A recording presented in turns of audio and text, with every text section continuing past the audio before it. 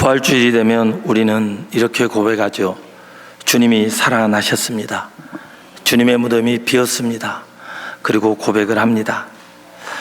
그리고 너무 기뻐하고 즐거워하고 행복하게 예배를 드립니다. 그리고 나서 월요일 아침이 되면 우리는 또 이렇게 이야기하죠. 내 인생은 아직도 죽어 있는데, 삶이 너무 힘들고 삶에 찌들려서 힘들다는 표현이죠. 우리의 인생의 문제들도 다 해결되는 귀한 시간 되기를 원합니다.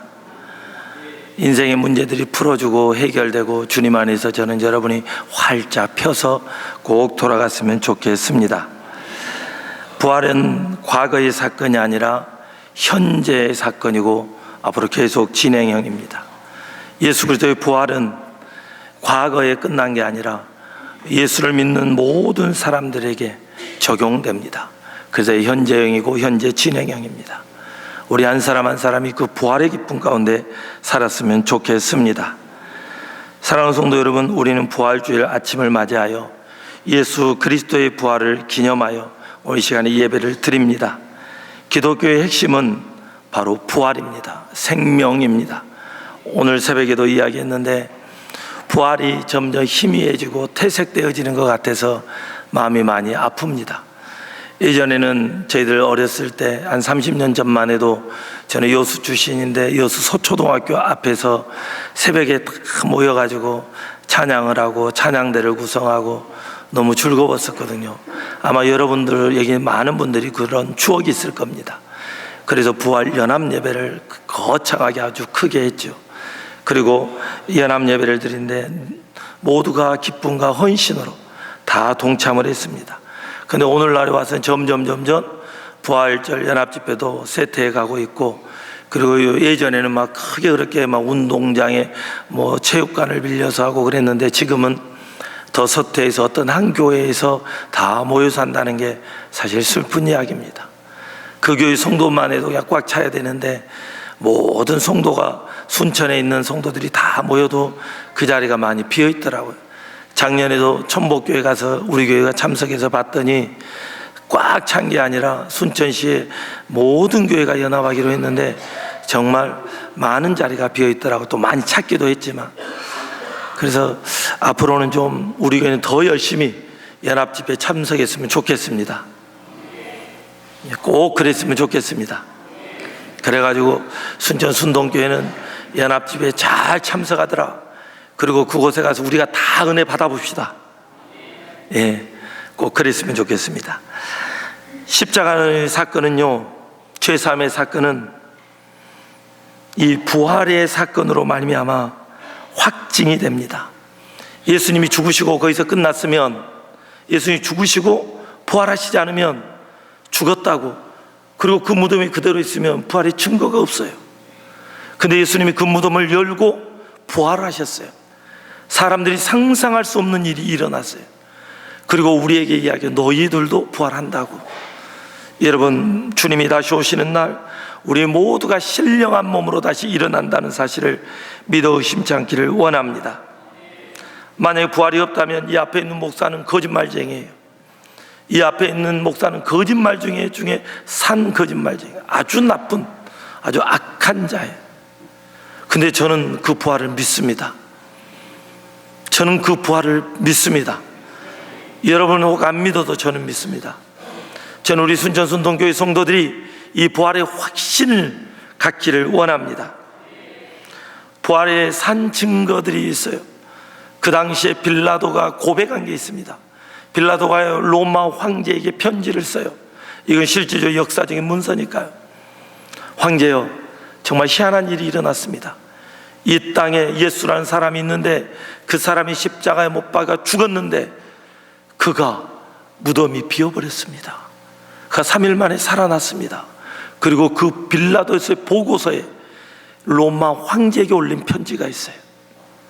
여러분, 빌라도가 예수 그리스도를 사형 선고하는데 이 몸이 선고를 한 사람이에요. 근데 그가 그 이야기를 하는, 여러분 잊지 마십시오. 사형 선고를 한 그도 예수 그리스도를 인정했다는 사실을. 많은 사람들이 그의 부활의 현장에 있었습니다. 그 군병들이 있었는데, 마태복음을 보면 군병들에게 이 로마 대제사장이 그들에게 돈을 주고 거짓말을 하라는 거예요. 여러분, 부활을 숨기려 하지만 숨길 수 없어요. 그분이 살아나셔서 한 번 막달라 마리아에게만 나타난 것이 아니라 12 제자에게 나타나고 500의 형제에 나타나고 그가 살아계심을 계속 보여줍니다. 그리고 그 부활이 진실임을 나타냅니다. 처음 예수님이 부활 사건이 일어났을 때 막달라 마리아와 여인들이 예수님의 무덤에 향료를 가지고 가요. 예수님의 시신을 이제 무덤을 처리하기 위해서, 예수님의 시신을 이제 장례를 치르기 위해서. 그들은 누구도 부활의 예수님을 믿지 않았어요. 그리고 예수를 사랑한다는 그들조차도 그렇게 그곳에 갔어요. 그 무덤 문을 누가 열어줄까 했더니 무덤이 열려 있는 거예요. 안에 들어가 봤더니 예수님이 누우신 곳에 청년이 거기 앉아 있는 거예요. 성경은 청년이 나 있지만 마가복음에서는, 다른 성경에서는 천사라고 이야기를 해요. 그리고 천사들이 이야기를 하죠. 무덤이 비었다, 보라고. 그리고 그는 살아나셨다. 우리 주님이 살아나심을 믿어 의심치 않기를 원합니다. 이 부활의 사건은요, 부활의 복음은 주님이 다시 찾아오는 복음입니다. 다시 찾아오는 복음입니다. 누구에게 찾아오냐? 믿지 않는 그 제자들에게, 믿지 않는 사람들에게 다시 찾아와요. 한번 봐보겠습니다. 예수님께서 부활하신 후 처음 막달라 마리아에게 나타나요. 그리고 마리아에게 마리아가 이 살아난 주님을 경험하고 만나고, 그리고 나서 예수님 때문에 슬퍼하고 괴로워하는 제자들을 향해 가요. 제자들에게 가서 전하라 했으니까. 그리고 너무너무 기쁘고 두려움과 떨림 가운데 아무에게도 말하지 않고 제자들에게만 가서 이야기를 해요. 한번 봐보겠습니다. 11절입니다. 읽어보겠습니다.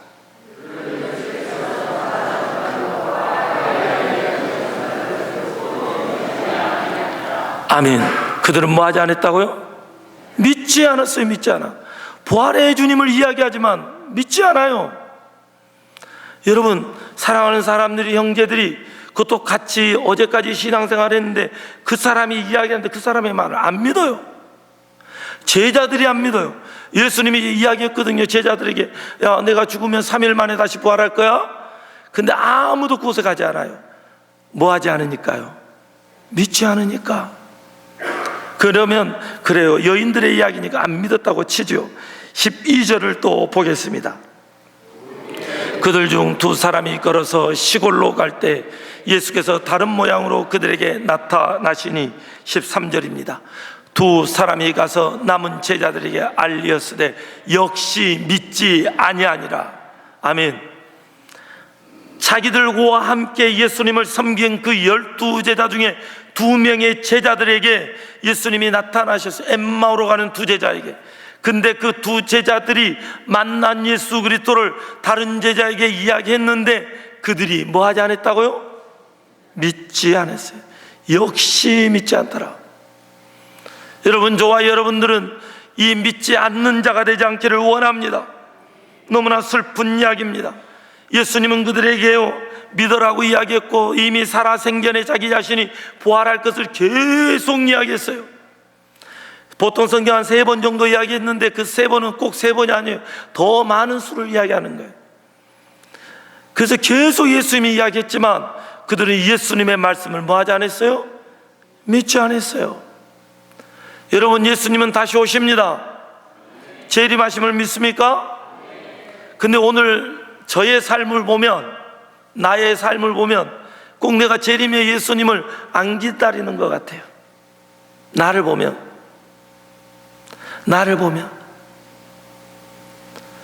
여기에 가까운 이 손양호 목사님이 자주 부르시는 찬양, 그분이 직접 지은 찬양, 제가 가끔 부르죠. 낮에나 밤에나 눈물 머금고 내 주님 모시기만 고대합니다. 내가 이 찬양 부르다가 내가 목사 됐거든요. 난 주님 빨리 오시라고.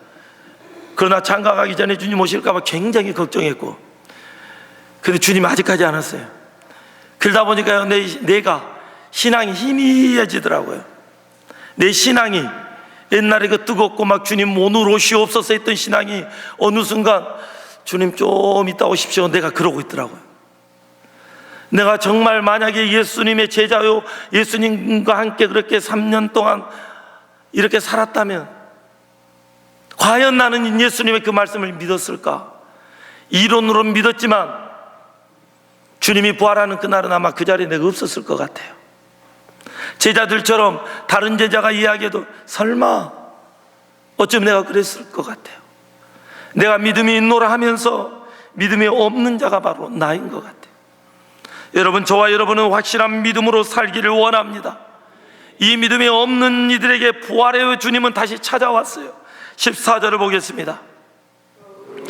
11제자가 음식 먹을 때 예수께서 그들에게 나타나사 그들의 믿음 없는 것과 마음이 완악한 것을 꾸짖으시니 이는 자기가 살아난 것을 본 자들의 말을 믿지 아니함일러라. 아멘. 처음에 10명의 제자들이 있을 때 예수님 첫 번째 나타나요. 그때는 도마가 없었어요. 그때 예수님이 꾸짖어요. 그리고 도마에게 이야기하죠. 우리가 부활의 주님을 만났다고.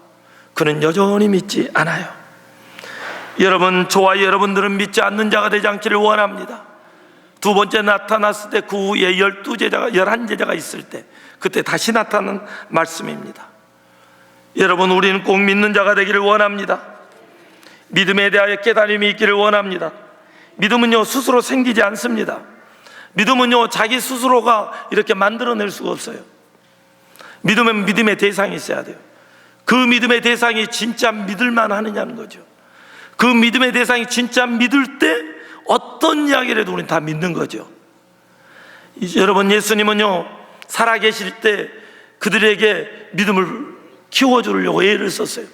나인성 과부의 아들을 살려줬어요. 죽은 자를. 예수님이 그 자리에서 예수님이요, 해당장 야이로의 딸을 살려줬어요. 죽은 자를 계속 살려줬어요. 이미 그들은 죽은 자를 봤어요. 살아난 것을.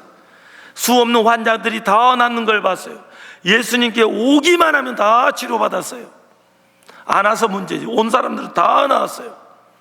그 당시에 놀라운 일들이 일어났어요. 그러면 이 정도 보았으면, 예수님께서 3일 만에 부활한다면 이 말도 믿어야 돼요, 안 믿어야 돼요? 믿어야 돼요. 근데 그들은 주님의 부활하심과 살아계심을, 다시 살아난다는 이야기를 안 믿었어요. 믿음의 대상자가 이미 믿음을 증명했는데 그들은 믿지 않아요. 거기도 멈추지 않아요. 그들은요, 불신을 해요. 불신을 해요. 그러니까 그곳에 안 가요. 그곳에 간 여인들조차도 예수님 시신 정리하러 갔어요. 단 한 사람도 믿지 않았어요. 끝까지 예수님을 믿지 않았어요.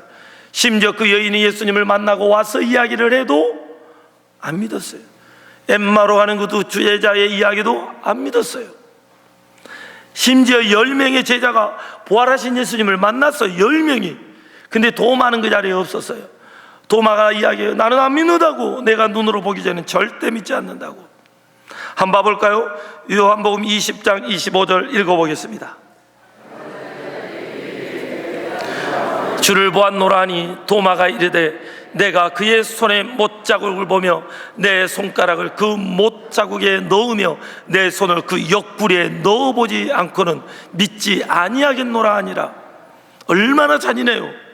여러분, 이 진짜 잔인한 이야기예요. 도마가, 여러분이요, 여기가 딱 칼집을 났어요. 그냥 구멍이 났다 치게요. 구멍이 났는데 그 구멍에다 손가락을 넣어봐야 알겠대요. 이해가 되세요? 이해가 안 되면 한번 이따가 가가지고 큰 대못으로 오은기 집사님 손가락에다 그냥 꽉 대못을 박아요. 그리고 3일 후에 이 앞번에 구멍 났는데 내가 안 믿어진다고 한번 넣어보자고. 그러면 집사님 어쩌겠어요? 절대 손 안 내밀죠. 근데 예수님은 살아나셔가지고요, 야, 손가락 넣어봐, 옆구리에. 그리고 믿으라는 거예요. 그리고 믿으라는 거예요. 만져봐. 나 아프지만 만져봐. 그 몸이 신령한 몸으로 변했어요. 하지만 그 흔적이 그대로 남아있는 상태예요. 그래서 만져보라는 거죠. 보라는 거죠. 여러분, 주님은요 그들을 찾아와요. 다시. 그리고 그들에게 믿음을 주세요. 야, 만져보고 손가락 넣어보고 그리고 믿어. 오늘 믿음이 없는 우리에게 주님이 찾아와셔서 이렇게 해주기를 원합니다. 그래서 순전순동교회 모든 성도들이 믿었으면 좋겠습니다. 환상이든지 꿈이든지 좀 나타났으면 좋겠어요. 나는 전도하다가 하나도 안 되면요 마지막 기도가 그거예요. 하나님, 내가 안 되니까요, 하나님이 꿈이든지 환상이 좀 나타나가지고 야, 내가 하나님이다, 내가 예수다, 그리고 좀 가르쳐 주세요. 그렇게 해서라도 좀 믿게. 어떤 분이요 예수님 잘 안 믿었어요. 근데 꿈을 꾸고 그분이 고백을 해요. 야, 진짜 하나님 계시더라, 천국이 계시더라. 저는 그분이요 이런 환상들을 보고요 이제 진짜 신앙생활 열심히 할 줄 알았어요. 누구보다도 열심히 할 줄 알았어요. 어느 날 교회에서 사라져 버리더라고요. 시골 교회에 있을 때 깜짝 놀랐어요. 수 없는 하나님의 능력과 권능을 경험해도 아, 믿음이라는 것은 참 어렵구나. 믿음은 하나님이 선물로 주셔야 돼요. 저는 저와 우리 성도들에게 하나님이 그 믿음의 선물을 주기를 원합니다. 하나님이 찾아와 주시고 가르쳐 주시고 그때서 그 제자들이 믿고, 그리고 도마에게는 만져보라고, 그리고 도마는 만져보고 그 주님을 믿어요. 그리고 그는 인도까지 와서 이야기가 전례에 의하면 인도까지 와서 그가 순교했다 그래요. 여러분, 우리가 마지막까지 주님의 증인을 길을 가기를 원합니다. 우리가 부활의 주님을 꼭 믿어야 돼요. 믿지 않으면 안 돼요. 믿는 자에게만 소망이 있어요. 주님이 이렇게 부활하시고 나서요 제자들에게 명령을 해요. 마가복음 16장 15절을 읽어보겠습니다.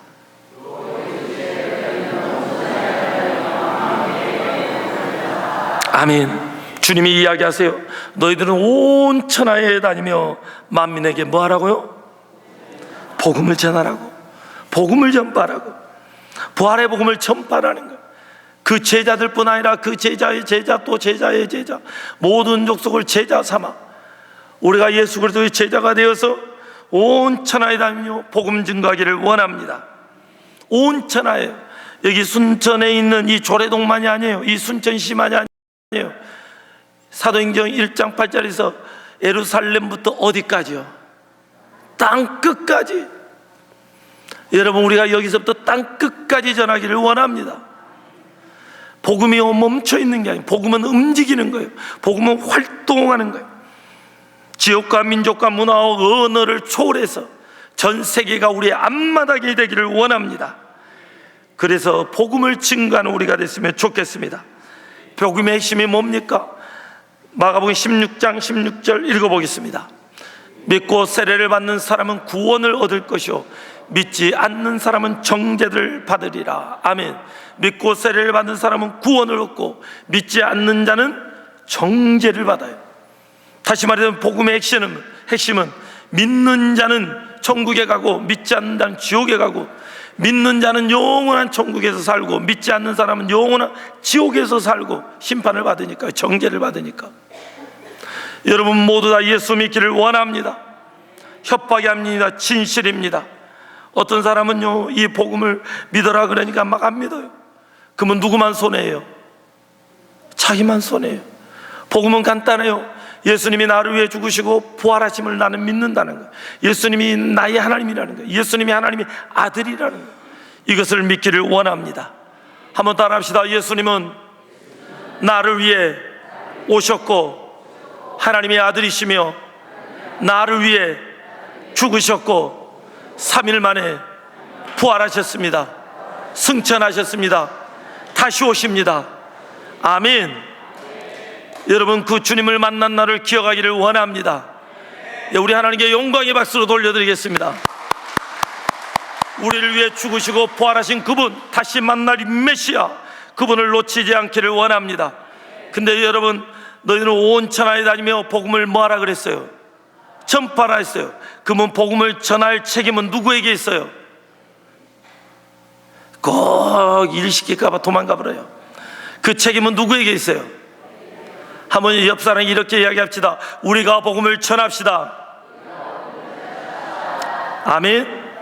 예, 다시 한번 합시다. 옆 사람과 황인영 집사님 옆 사람과, 예, 다시 한번 하겠습니다. 시작. 복음을 전합시다. 예, 전합시다. 송소리 뒤에 오빠가 보고 있잖아. 그렇지. 다시 한번 다 같이 복음을 전합시다. 아멘, 아멘. 이게 누구 책임이라고요? 예, 나 책임. 복음을 전하지 않으면 내 책임이요. 이건 주님의 명령이에요. 우리는 복음을 들고 나가기를 원합니다. 바울은요, 이 복음을 위해서 얼마나 애썼냐면요, 우리가 바울을 잘 알잖아요. 바울은 원래 스데반 집사님을 죽이는데 앞장을 섰고 다메섹을 향해 예수 믿는 사람을 죽이러 갔어요. 근데 예수님이 그에게 찾아가 주세요. 그리고 그를 만나 주세요. 그리고 그의 인생이 바뀌고요, 그의 삶이 완전히 바뀌어요. 그리고 나서 사도 바울이요, 마지막 고별 인사를 해요. 마지막요, 에베소에 있는 그 장로님들과 에베소에 있는 성도들과 고별 인사를 하면서 이런 고백을 합니다. 사도행전 20장 24절입니다. 내가 달려갈 길과 주 예수께 받은 사명 곧 하나님의 은혜의 복음을 증언하는 일에 마치려 하면은 나의 생명조차 조금도 귀한 것으로 여기지 아니하노라. 아멘. 한 애언하는 여인이 이야기를 해요. 애언을 해줘요. 뭐라고 애언을 하냐면요, 지금 이때 임자가, 자기가 띠를 묶고 이때 임자가 지금 로마로가 이 예루살렘으로 가면 예루살렘 갔다가 포박이 되어서 그는 고통과 고난과 역경을 당할 거라고, 감옥에 갈 거라고, 그러니까 가지 마라 그래요. 이 말이 틀려요, 맞아요? 저기 예루살렘 가면은 고통을 당하고 고난을 당하고 거기 가면 감옥에 가니까 가지 말아요. 실제로 이제 그런 일이 일어나요, 앞으로. 그러면 가야 돼요, 말아야 돼요? 여러분한테 가란 말 아니에요. 가야 돼요, 안 가야 돼요? 가야 되는데 가기 싫어. 맞죠? 가기 싫어요. 바울은 이 사실을 알아요. 바울이 이 사실을 알고 하는 이야기예요. 그리고 나서 바울이 하는 말이, 너는 나를 감옥에 간다 그랬지? 근데 그러면서 하는 말이, 내가 달려갈 길과 주 예수께 받은 사명 곧 하나님의 은혜의 복음을 증언하는 일에 마치려 하면 나의 생명조차 조금도 귀한 것으로 여기지 아니하노라. 아멘. 나는 지금 죽으러 간다, 이 이야기를 하는 거예요. 그의 예언은 감옥에 간다는 수준으로 멈췄지만 바울은 그 위에 있었어요. 나는 결국은 이 사명의 길을 가겠다는 거예요. 바울은 이미 예수님이 부르심을 받을 때, 다메섹상에 갈 때 너는 임금들에게 복음을 증거해야 된다는 거예요. 그는 자기의 죽을 자리를 알았어요. 황제 앞에 가서 죽을 줄 알았어요. 결국 바울은 바로 황제 앞에 가서 죽거든요. 여러분, 우리의 수준이 어중간한 예언이 아니라 그걸 뛰어넘는 그 예언을 하기를 원합니다. 그 예언은 뭡니까? 바로 예수 믿으면 천국 가고 안 믿으면 지옥 가는 거. 이거는 변치 않는 불변의 법칙입니다. 제가 예언을 합니다. 예수 믿는 사람들은 천국에서 볼 겁니다. 안 믿는 사람은 못 봅니다. 그래서 우리의 가족과 우리의 이웃이 다 보기를 원합니다. 예수 잘 믿기를 원합니다. 그래서 바울은요, 복음을 증거하는 데서 생명도 아끼지 않고요, 자기의 죽음도 두려워하지 않고 끝까지 가요. 저는 우리 순천순동교회가 그런 멋진 교회 됐으면 좋겠습니다. 주님은 찾아오신 그들에게 사명을 주시고, 사명은 주신 그들에게는요, 하나님의 놀라운 은혜를 주셔요. 저는 이 은혜가요, 순천순동교회 모든 성도들에게 임하기를 원합니다. 아멘. 감사합니다. 아멘 안 했습니다. 숨 넘어 죽을 뻔했어요. 감사합니다. 주님께서는요, 17절부터 이 18절까지 보면 예수님의 이름으로 귀신을 쫓아나고 세방언을 말하고 무슨 독을 마셔도 해를 받지 않고 병든 자에게 손을 낫고 놀라운 일을 일어난다고 이야기를 해요. 근데 실제로 초대교회 때요, 베드로를 통해 하나님께서 놀라운 일을 하십니다. 부활의 복음을 가지고 부활의 복음을 증거할 때 하나님께서 베드로를 통해 역사하세요. 오늘 순천순동교회를 그렇게 사용했으면 좋겠습니다. 사도행전 5장 14절을 한번 읽어보겠습니다. 믿고 주께로 나오는 자가 더 많으니 남녀의 큰 무리더라. 아멘. 저는 순천순동교회에 큰 무리가 왔으면 좋겠습니다. 근데 중요한 건 믿고 주께로 왔으면 좋겠어요. 예수님 안 믿으면 안 해요. 또 안 믿고 와서 또 믿기를 원합니다. 그 예수가 믿어져야 돼요. 그랬더니 어떤 일이 일어나느냐? 15절을 보겠습니다. 심지어 병든 사람을 메고 거리에 나가 침대와 요 위에 누이고 베드로가 지날 때에 혹 그의 그림자라도 누구에게 덮일까 바라고. 누구의 그림자라도.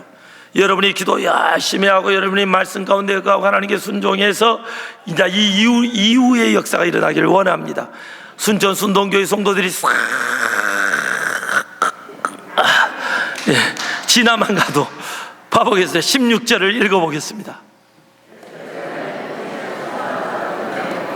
병든 사람과 더러운 귀신에게 괴로움 받는 사람을 데리고 와서 다 나음을 얻으니라. 아멘. 이러기를 원합니다.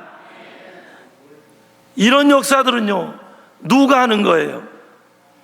하나님이에요. 베드로가 하는 게 아니에요. 베드로가 하는 게 아니에요. 하나님이 하시는 거예요. 하나님이 원하시게만 하면 다 가능합니다. 하나님이 역사하시면 불가능한 게 없습니다. 하지만 하나님이 예스하고 신호를 주지 않으면 어떤 것도 없습니다. 주님을 믿고 우리는 주님의 말씀 따라 순종하고 가면 하나님이 원하실 때 하나님이 원하는 시기에 원하는 역사들이 나타납니다. 저는 하나님께서 그렇게 사용됐으면 좋겠습니다. 바울도 마찬가지입니다. 베드로는요 그림자만 지나가도 되잖아요. 바울은요 더 대단, 이거 좀 덜 대단한 것 같아요. 한번 봐보겠습니다. 사도행전 19장 11절 읽어보겠습니다.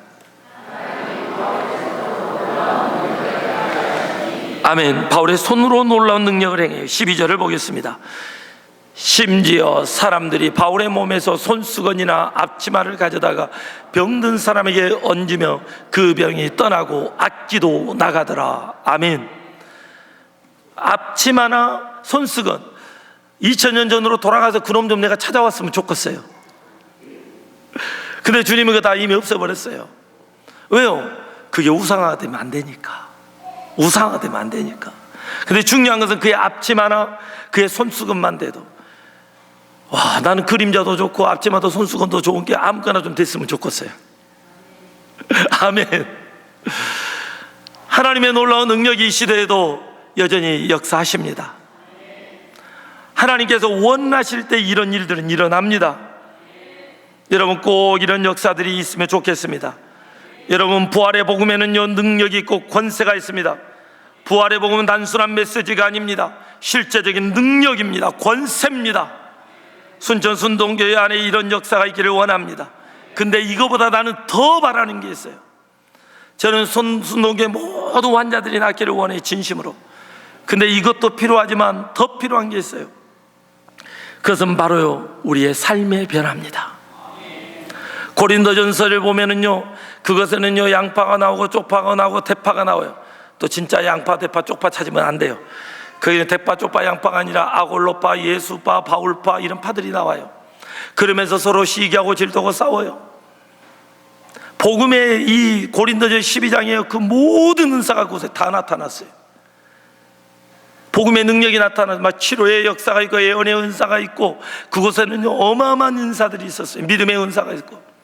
근데 놀라운 것은 그들에게는 어쩌면 가장 약한 게 있었어요. 약한 은사가 있었어요. 더 좋은 은사를 소개한다 그러면서 12장 마지막 절에서 13장으로 넘어가요. 그게 사랑의 은사입니다. 사랑은 기본이고 그리고 또 사랑은 은사를 가지고 있는 사람들이 있어요. 저는 우리 순천 순동교회 성도들이 그 사랑의 기본이 있고 그리고 은사까지 받기를 원합니다. 사람이 바뀌어야 돼요. 사람이 안 바뀌면 아무리 많은 은사가 있고 능력이 있고 권능이 있어도 거기에는 절대 희망이 없습니다. 그 교회는요 고린도 교회처럼 돼요. 대파가 나오고 쪽파가 나오고 양파가 나오고 파가 나와요. 파는 그냥 국 끓여 먹을 때가 맛있지 그럴 때는 맛없어요. 순천 순동교회는 이 식당에서만 맛있는 파가 있고 우리 교회 안은 사랑만 있기를 원합니다. 사람이 변화돼야 돼요. 사람이 변화되지 않으면 안 돼요. 저와 우리가 꼭 변화되기를 원합니다. 절망의 사람이 소망의 사람으로, 두려움의 사람이 담대한 사람을, 죄인이 의인으로, 시기와 질투했던 사람들이 사랑의 사람으로 그러게 변화되기를 원합니다. 얼마나 멋있습니까? 듣기만 해도 얼마나 좋아요. 근데 그렇게 우리가 되었을 때 세상이 바뀌어집니다. 여러분이 변화된 모습을 보고 사람들이 이야기하죠. 야, 너를 보니 진짜 예수님 있는 것 같아. 너를 보니 정말 하나님이 계신 것 같아. 야, 너 어느 교회 다니냐? 순동교회. 그래? 나 한번 데려가줘. 아멘. 막 그래서 여러분이 교회 오는데 막 줄을 서서 오기를 원합니다. 얼마나 생각만 해도 좋습니까? 이제 내일 새벽부터 사도행전을 봅니다. 사도행전을 보는데 사도행전 2장에 가면요, 그런 일이 일어나요. 막 줄을 서서 온 백성의 칭송을 받아요. 저는 순천 순동교회가 칭송받는 교회가 되기를 원합니다. 그래서 구제하는 교회, 지역사회를 향해 구제의 손길을 뻗치고 사랑의 손길을 뻗치고, 사랑이 이론이 아니라 진짜가 되고, 예수님께서 낮은 자리에 내려오신 것처럼 우리도 낮아지고, 할렐루야, 꼭 그렇게 됐으면 좋겠습니다. 주님은요, 우리를 변화시키기를 원해요. 사랑으로 변화시키기를. 예수 그리스도의 사랑을 알고 깨달아지며 예수님처럼 낮은 자리로 가는 거예요. 그래서 겸손히 섬기며 섬기는 게 기쁨이 돼야 돼요. 주님은요, 지금도 역사하십니다. 마가복음 16장 20절을 보겠습니다. 두루전 8세 주께서 함께 역사하사 그 따르는 표적의 말씀을 확실히 증언하시니라. 아멘. 제자들이 나가 두루 전파할세, 두루 전파할세, 주께서 함께 역사해. 저는 여러분이 주님과 동행한다는 사실을 잊지 않기를 원합니다. 우리가 교회를 다니고 신앙생활을 하는데요, 가끔 그런 분들이 있어요. 저도 그럴 때가 있어요. 정말 그럴 때가 있어요. 하나님 외로워요, 쓸쓸해요, 너무너무 외로워요. 그러면서 하나님 앞에 기도해요. 하나님, 나 너무 외로워요. 나 홀로인 것 같아요.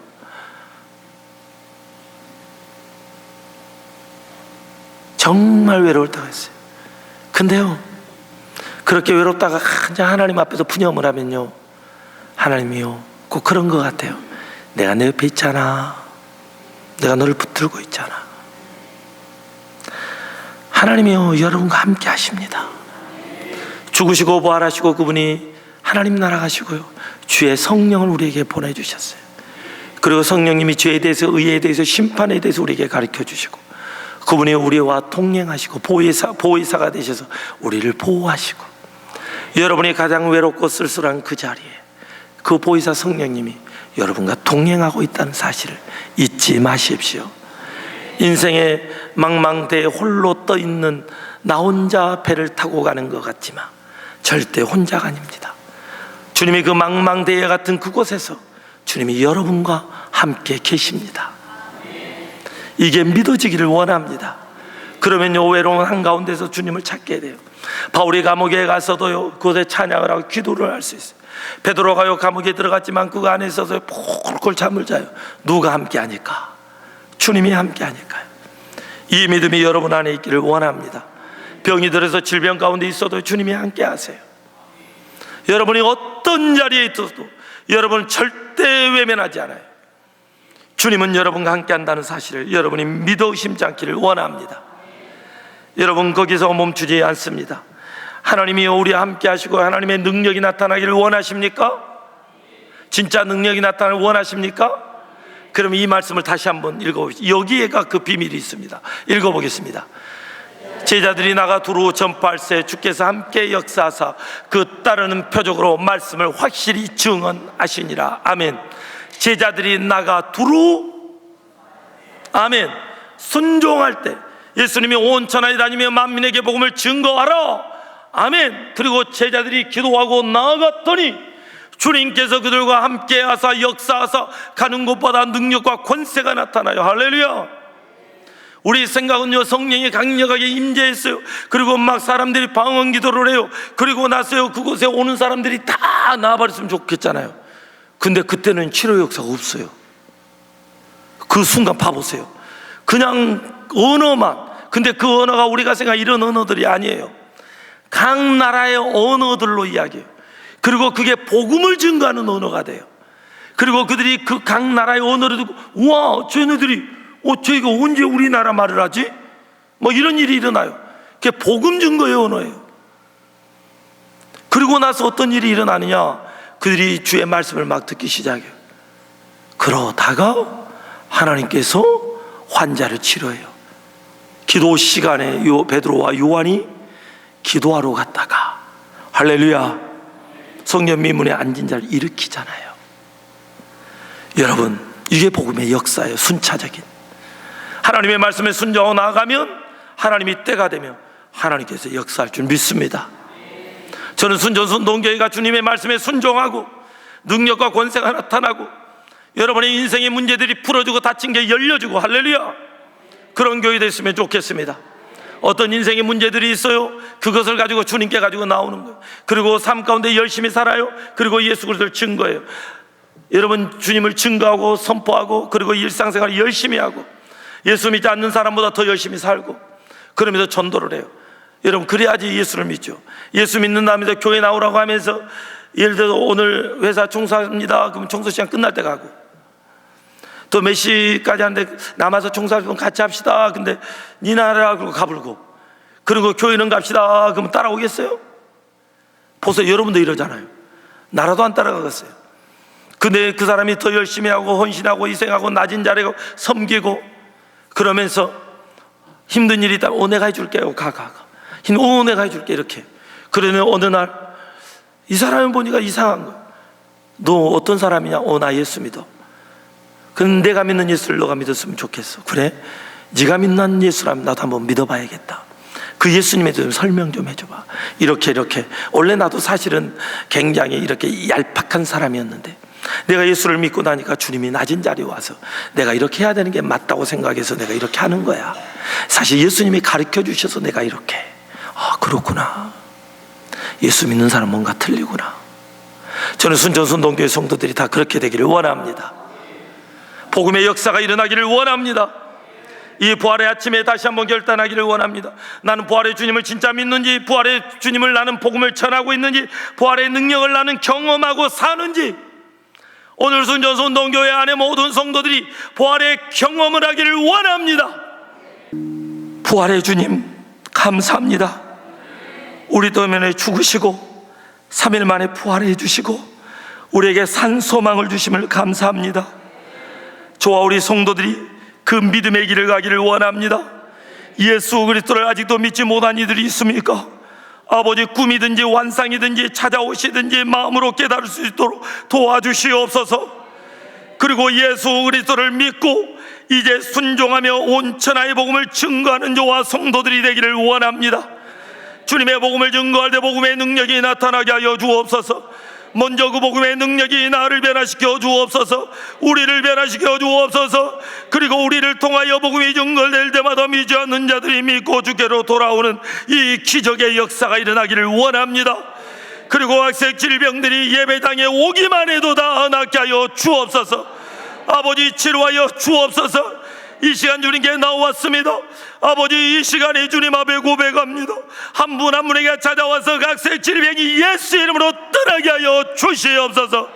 예수 그리스도 이름으로 명하노니 모든 질병은 이곳에서 떠날지어다. 아버지, 치료의 은혜를 내려 주옵소서. 회복의 은혜를 내려 주옵소서. 복음이 역사여 주옵소서. 주님의 피 묻은 손을 얹어 주옵소서. 치료하시고 회복시켜 주실 주님 감사합니다. 그리고 간증의 주인공이 되게 하여 주시고 예수 그리스도와 동행하는 우리의 남은 인생이 되도록 축복하여 주옵소서.